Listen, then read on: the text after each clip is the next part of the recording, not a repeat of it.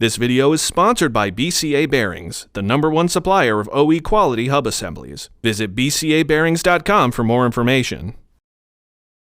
Okay, I got a question for you. When should you use a hammer and not use a hammer, and what kind of hammer should you use when you're dealing with a hub unit?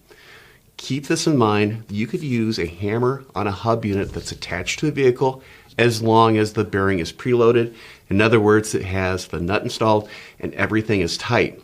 Because chances are what you could do with this hammer doesn't compare to what the bearing has to endure on the roads. Just think about it, a 4,000-pound vehicle going up and down over a pothole. You could not recreate this with this hammer or even this hammer. So just keep that in mind.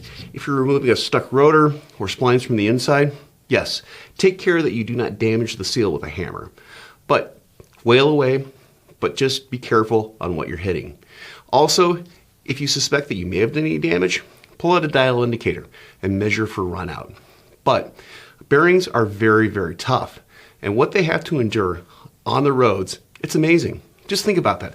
All the weight of a vehicle on something the size of a business card. So it can endure this. So don't think that you can damage it with one of these. I'm Andrew Markell. Thank you very much.